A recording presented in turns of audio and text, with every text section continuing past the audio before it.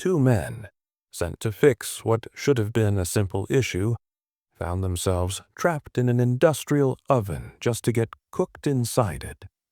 What happened next is the stuff of nightmares, a horrifying blend of corporate negligence, impossible choices, and sheer human suffering. As the screams voiced from within, the world outside carried on, oblivious to the unimaginable terror unfolding inside. Want to know exactly what went wrong? May 16th, 1998 began as an ordinary day at Harvestime Bakery in Leicester, United Kingdom. The bustling factory churned out bread for the masses, and maintenance tasks were just another cog in the wheel of production. But for two hard-working men, 47-year-old David May and 43-year-old engineer Ian Erickson, this day would spiral into a horrifying ordeal that ended in unthinkable tragedy. The task seemed straightforward: recover a grid that had fallen into the depths of an industrial bread oven. The ovens were the lifeblood of the factory, operating at a blistering 500 degrees Fahrenheit, 260 degrees Celsius, to bake bread in bulk. These massive machines were 20 meters long and 3.3 meters wide, their conveyor systems moving dough along a fiery gauntlet for 17 minutes until it emerged perfectly baked. Dennis Masters, the chief engineer, decided to handle the problem internally rather than pay the oven manufacturer £2,500 to fix it. With little regard for the complexity or dangers involved, he assigned Ian Erickson, a seasoned engineer with 20 years of experience, to the job.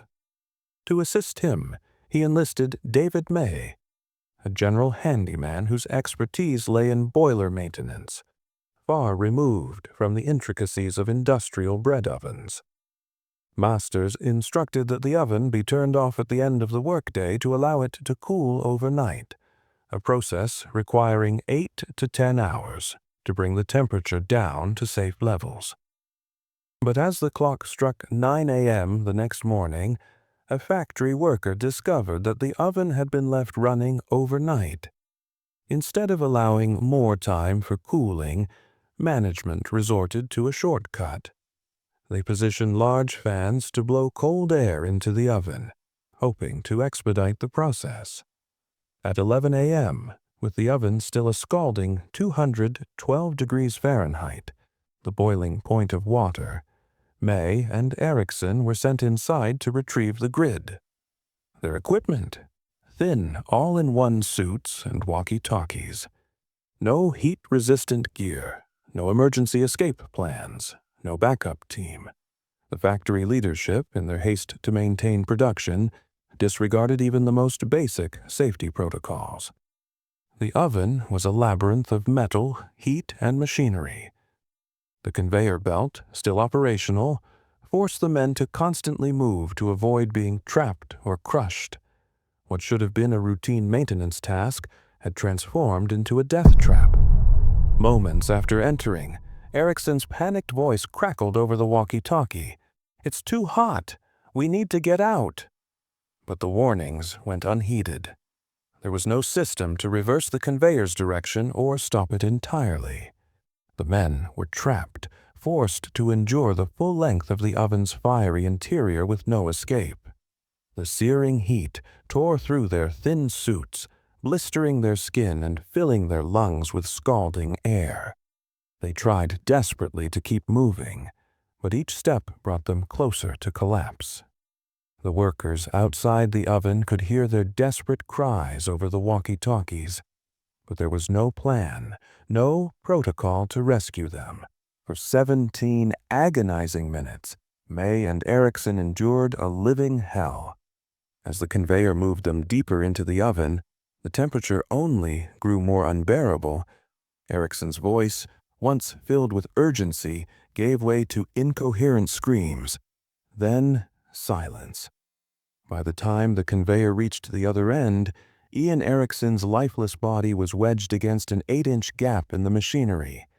Factory workers had to use a crowbar to widen the space and retrieve him. His body was a devastating sight, covered in burns, his skin seared from the intense heat. Despite efforts to revive him with CPR, it was too late. David May's fate was even more horrifying. His body had become entangled in the oven's machinery, necessitating a crew of firefighters to extract him. He suffered burns over 80% of his body, his final moments a nightmarish blend of pain and panic. The deaths of May and Erickson sent shockwaves through the community, but the true horror lay in the revelations that followed. An investigation uncovered a litany of failures which included no detailed planning or risk assessment for the maintenance task, no adherence to industry safety standards, lack of training and supervision. These oversights were not mere accidents, they were the result of a calculated decision to cut costs. Dennis Masters, in his effort to save £2,500, had gambled with human lives and lost. Freezer Bakeries Limited, the company behind Harvestime Bakery, faced legal scrutiny. Company directors John Birdson, Brian Jones, and Dennis Masters were charged with health and safety violations. But the justice system's response was a bitter pill to swallow. In July 2001, the Leicester Crown Court fined Freezer Bakeries £350,000. Birdson received a personal fine of £20,000, while Jones and Masters were fined £3,000 each. None of the men received jail time. The company appealed, arguing that the penalties were excessive and citing financial hardship. But the court stood firm, stating that the fines were justified given the preventable nature of the tragedy and the disregard for human life.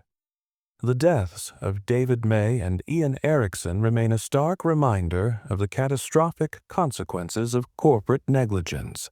They were not merely victims of an industrial accident. They were sacrificed on the altar of profit. For 17 minutes, these two men endured a torment few could imagine. Their screams echoed in the steel tomb of the oven, a haunting testament to the cost of cutting corners. In the end, they were not just workers. They were fathers, sons, and husbands whose lives were extinguished in a preventable inferno. Their story is a harrowing call to action, a demand for accountability in industries where human lives are too often treated as expendable. Let it serve as a chilling reminder of what happens when profit is placed above people. Thanks for watching. If this story left you shocked and questioning how something like this could even happen, you're not alone. Workplace safety failures like this are more common than we think. But could it have been prevented? What do you think should have been done differently to save these men's lives?